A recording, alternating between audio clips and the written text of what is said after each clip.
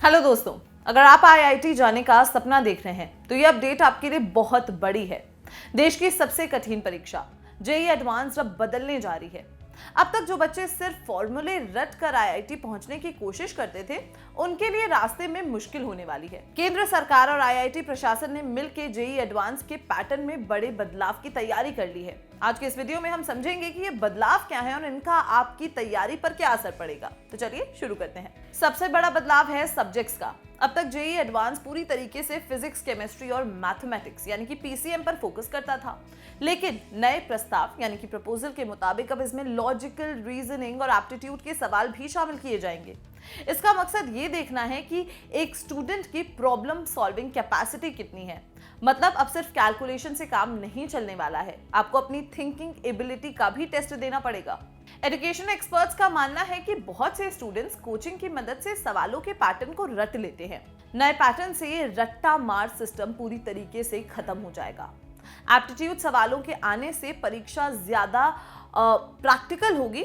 अब सिर्फ वही स्टूडेंट सिलेक्ट होंगे जो किसी प्रॉब्लम को समझकर उसका डीप एनालिसिस कर सकते हैं। इन सुधारों यानी कि रिफॉर्म्स की जिम्मेदारी जॉइंट एडमिशन बोर्ड यानी कि जैक को सौंपी गई है। इसके लिए आईआईटी कानपुर के डायरेक्टर प्रोफेसर मनिंद्र अग्रवाल की अध्यक्षता में एक विशेष समिति यानी कि कमेटी बनाई गई है। ये कमेटी अगले 6 महीनों में पूरा रोड मैप तैयार करेगी कि नया पैटर्न दिखेगा कैसा और इसे कैसे इम्प्लीमेंट किया जाएगा। एक और अच्छी बात यह है कि नया पैटर्न अचानक से आप पर थोपा नहीं जाएगा। रिपोर्ट आने के बाद पहले एक पायलट एग्जाम कराया जाएगा।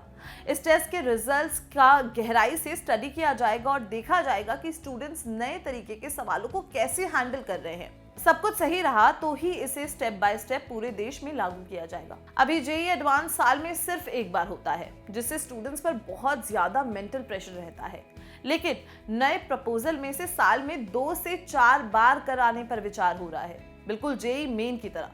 इससे फायदा ये होगा कि अगर एक बार एग्जाम खराब गया तो अगले ही कुछ महीनों में आपके पास दूसरा मौका होगा। एक्सपर्ट्स का कहना है कि मल्टीपल अटेम्प्ट से स्टूडेंट्स का एग्जाम स्ट्रेस कम होगा।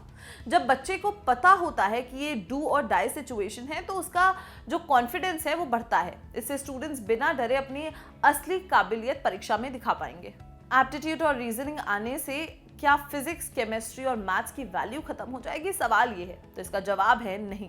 पीसीएम की अहमियत बनी रहेगी, लेकिन उनके सवालों की संख्या थोड़ी कम हो सकती है। अब पीसीएम के सवाल भी रियल लाइफ प्रॉब्लम से जोड़कर पूछे जाएंगे ताकि देखा जा सके कि आपने सब्जेक्ट्स को सिर्फ पढ़ा है या उन्हें समझा भी है।